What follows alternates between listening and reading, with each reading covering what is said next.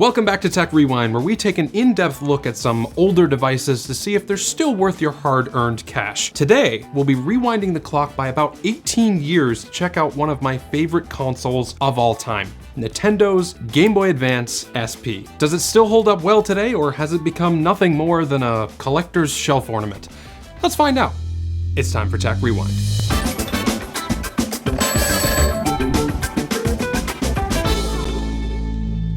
The Game Boy Advance SP was released all the way back in February of 2003, making it the oldest device that's been featured on Tech Rewind so far. It was the successor to the widely popular Game Boy Advance that was released 2 years earlier. Despite having very similar names, the Advance SP, or Special, was wildly different from the original Advance. It had the same internals, but it had a brand new square shape with a clamshell design that folded into a much smaller size. To this day, I am absolutely in love with the design of this Game Boy. I've got huge hands, and I still find it comfortable to use for hours on end. It wasn't exactly created with ergonomics in mind, especially for adult hands, but it's such a playful design that both looks incredible and feels like it could take a beating and still go on for a lifetime. The hinge on my SP has definitely loosened a little over time, but I mean, come on, it's been 18 years and it still feels satisfying to whip open and snap shut. While some people would argue that the original Game Boy Advance had a more comfortable form factor, which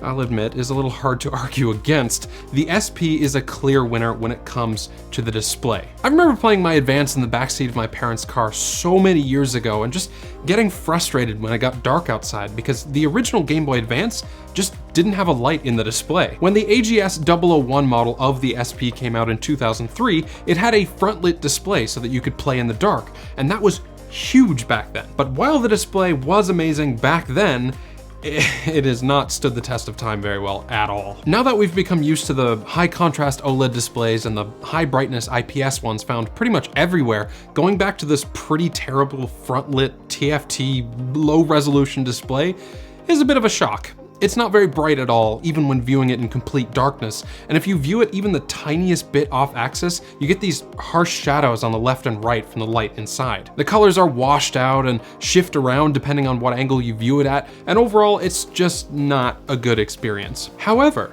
Nintendo fixed a lot of those problems with the later AGS 101 models of the SP that featured a much brighter backlit display that had multiple levels of brightness. Those models are rarer and more expensive to buy today, but they definitely are the better of the two SP models. One thing that the newer version of the SP didn't solve though was the lack of a headphone jack. The only way to use headphones with this thing is through a proprietary dongle that plugs into the EXT2 port on the back of it. That same port is also used to charge the console, so you can't both use headphones and charge it at the same time. The SP came with a tiny 600 milliamp hour battery that was supposed to last up to 10 hours with that front light turned on, and then 18 hours with the front light turned off. My SP still has its original battery, and even 18 years later, it holds up pretty dang well. I can get at least 6 hours out of it with the front light turned on, which is kind of ridiculous for a handheld console that's this old. A big reason for that long battery life is because the Game Boy Advance SP had a low-end 32-bit ARM7 CPU, 32 kilobytes of RAM, and 96 kilobytes of VRAM. Not gigabytes, not megabytes, kilobytes.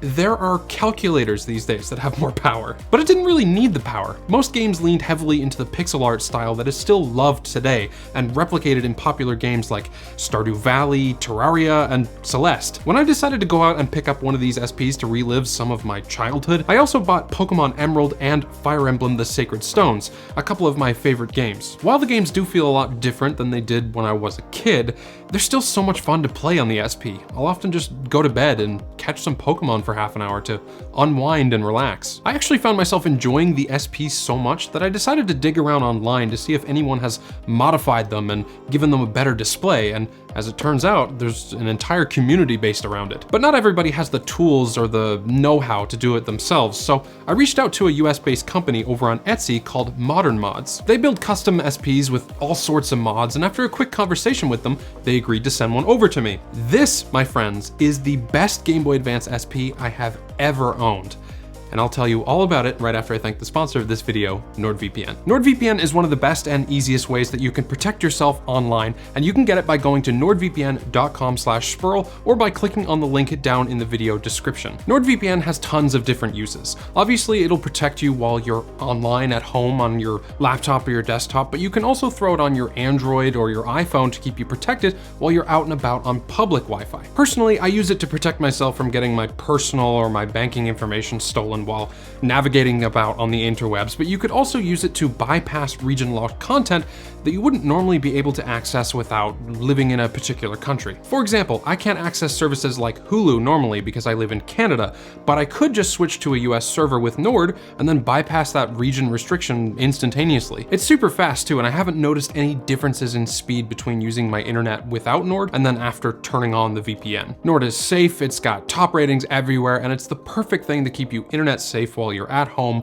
or away. There's a holiday season deal on right now. Go to nordvpn.com/Spurrell to get a 2-year plan plus 1 additional month with a huge discount. Okay, so this is the fully custom Game Boy Advance from Modern Mods. It's got an extremely bright and colorful IPS display, a brand new higher capacity battery, and a USB Type-C port for charging instead of the old proprietary port. It also has a brand new white shell, white buttons, and a white bezel for a super clean custom look. They've done an incredible job on this SP build, and it solves almost all of the problems that the original SP had. The new IPS display looks amazing. The colors are vibrant and accurate, and you won't have to worry about getting into the sweet spot of the display anymore. The colors and brightness stay almost perfectly consistent no matter what angle you're viewing it at. It's much sharper too. It's just a night and day difference between this and the original AGS 001 SP. It just breathes new life into these older GBA games and makes them look just as good as if you were going to emulate them on your phone. The new display does suck up a bit more power than the original display does though.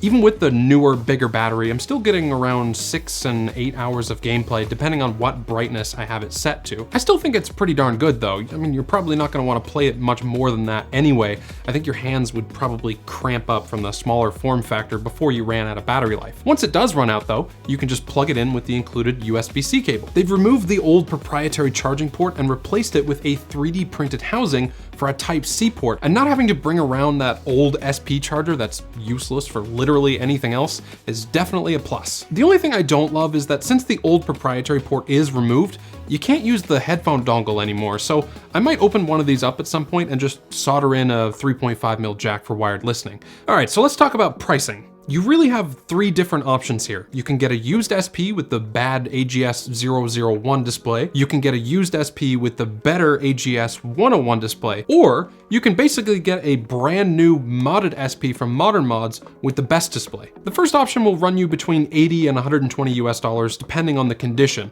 If you don't care about scratches and scrapes, you can probably get a pretty good deal that way. The second option is a bit more expensive at around 130 US on the cheap end and like 160 at the more expensive end.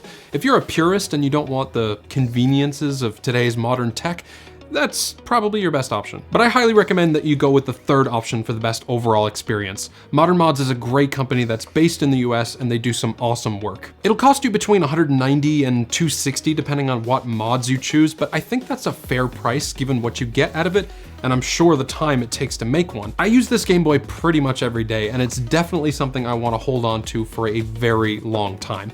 I'll leave links in the description below if you're interested in supporting them and picking up one for yourself. So do I think the Game Boy Advance SP is still worth buying? Abso-freaking-lutely. In case you couldn't tell from the rest of this video, it is still one of my favorite consoles of all time, and if you're looking for a portable little gaming console with a huge library of excellent games to help you kill time, this is it. Hope you liked the video, thanks for watching, and as always, have a great day.